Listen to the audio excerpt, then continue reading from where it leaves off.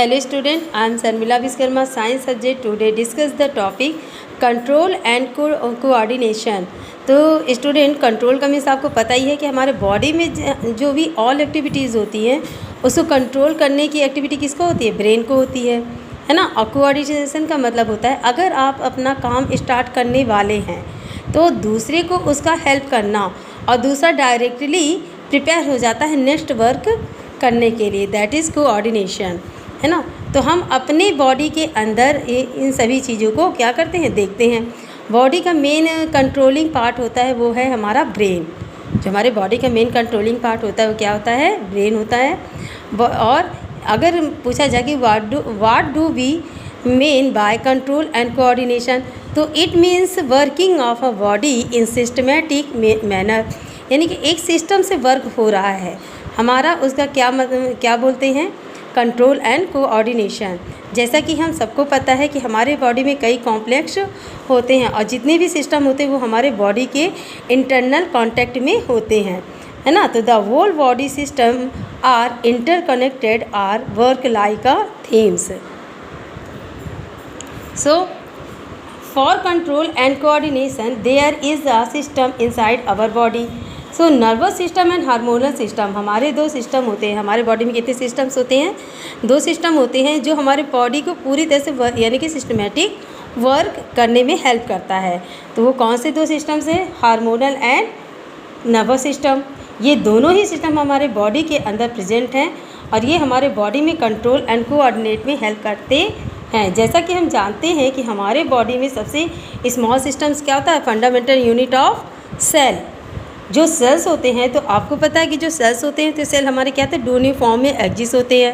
और जब ये सारे सेल्स यानी कि एक से अधिक सेल्स हो जाते हैं तो ये सारे सेल्स किस में कन्वर्ट होते हैं, टिश्यूज़ बनाते हैं। और टिश्यूज़ ऑर्गन्स, एंड ऑर्गन्स हमारे ऑर्गन सिस्टम तैयार करते हैं और ऑर्गन सिस्टम एक ऑर्गेनिज़ तैयार करता है। तो अगर हम नर्वस सिस्टम की बात करें तो हम जानते हैं कि नर्वस सिस्टम का क्या होता है, एक सेल होता है और इसमें स्पेशल नाम क्या दिया गया इस सेल का, न्यूरॉन, है ना। In a same any cells of nervous system is neuron. तो अगर हम बताएं, अगर इसका क्या होता है, मेन पॉइंट क्या होता है कि neuron is the largest cell of our body, हमारे बॉडी की एक लार्जेस्ट सेल होती है जिसे हम क्या कहते हैं, न्यूरॉन। और ये न्यूरॉन्स जो होते हैं तो ये न्यूरॉन्स हमारे बॉडी में 3 पार्ट में डिवाइड होते हैं, है ना। एक सेल बॉडी होता है, दूसरा यानी कि जो ब्रांच सेल होता है उसे हम क्या कहते हैं, डेंड्राइट। ये क्या है, जिसे हम क्या कहते हैं, जो ब्रांचेस होती हैं इसको हम क्या कहते हैं, डेंड्राइट। और सेकंड होता है हमारा सेल बॉडी और थर्ड होता है हमारा एक्सोन। ओके, ये 3 पार्ट में हमारा न्यूरॉन्स क्या होता है, डिवाइड होता है। इसके यानी कि जो ब्रांच सेल होते हैं उसे हम डेंड्राइट कहते हैं और जो एक स्ट्रक्चर होता है, ये जो लंबा सा ब्रांच हमारा ये जो दिख रहा है इसे हम कहते हैं एक्सोन। हमारे पास इस तरह से ये इरेगुलर स्ट्रक्चर्स होता है। इस इरेगुलर स्ट्रक्चर्स को हम कहते हैं साइटोन। क्या कहते हैं, साइटोन।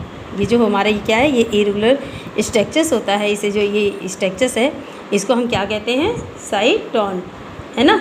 ये सेल बॉडी के अंदर साइटोप्लाज्म होता है, जो फ्लूइड्स होता है, ये सारे से फ्लूइड्स को हम क्या कहते हैं, सेल प्लाज्म यानी कि साइटोप्लाज्म। जो न्यूरॉन में साइटोप्लाज्म होता है इसे हम क्या कहते हैं, न्यूरोप्लाज्म कहते हैं। ये अपर साइड में स्मॉल ब्रांचेस होते हैं, is called the dendrite. Okay, तो the irregular structure is called cell body that enclose are nucleus in neuroplasm. और ये पूरा का पूरा न्यूरॉन जो होता है ये ब्रेन का बना होता है और इसे ही हम क्या कहते हैं, न्यूरोलिमा कहते हैं, जिसमें जो यानी कि ये सारी जितने भी स्ट्रक्चर्स होते हैं ये न्यूरॉन का, तो इसको हम क्या कहते हैं, न्यूरोलिमा कहते हैं। और यही न्यूरोलिमा जो होता है ये न्यूरॉन में आपस में जुड़ करके क्या बनाते हैं, पूरी के यानी कि ब्रेन बनाते हैं। और हमारे बॉडी में 3 प्रकार से यानी कि नर्वस सिस्टम से भी बनाते हैं। तो ये जो 3 प्रकार के नर्वस सिस्टम होते हैं वो क्या होते हैं आपके, यानी sensory nerves, motor nerves and relay nerves. तो सेंसरी नर्व्स का क्या फंक्शन होता है, सेंसरी नर्व जो होता है वो हमारे बॉडी में अगर कहीं भी इंजर होता है तो उस इंजर का मैसेज वो कहाँ तक पहुँचाता है, एक्सॉन के थ्रू और साइनस के थ्रू ये हमारे ब्रेन तक पहुंचाता है। फिर इसी मैसेज को बैक करके मोटर नर्व्स के द्वारा ये हमारे सेंसरी नर्व्स तक लाता है। तो यानी जो डेंड्राइट होती है, जो हमारी मान लीजिए कि जो हमारी फिंगर्स होती है, तो फिंगर्स स्किन की जो हमारी फर्स्ट पार्ट होती है ये वहीं पे ये डेंड्राइट होती हैं। ये डेंड्राइट हमारे यानी कि हमारे बॉडी में मैसेज को ब्रेन तक पहुंचाता है। डेंड्राइट के थ्रू ये मैसेज रिसीव करता है और एक्सॉन के थ्रू ये मैसेज हमारे ब्रेन तक जाता है। तो जो सेंसरी नर्व्स होता है वो मैसेज को ब्रेन तक ले जाता है। मोटर नर्व्स जो होती है वो ब्रेन से हमारे सेंसरी नर्व्स तक लाता है। और जो रिले नर्व्स होता है ये दोनों ही वर्क करता है, यानी कि सेंसरी नर्व्स और मोटर नर्व्स दोनों का ही वर्क ये हमारा क्या करता है, रिले नर्व्स करता है।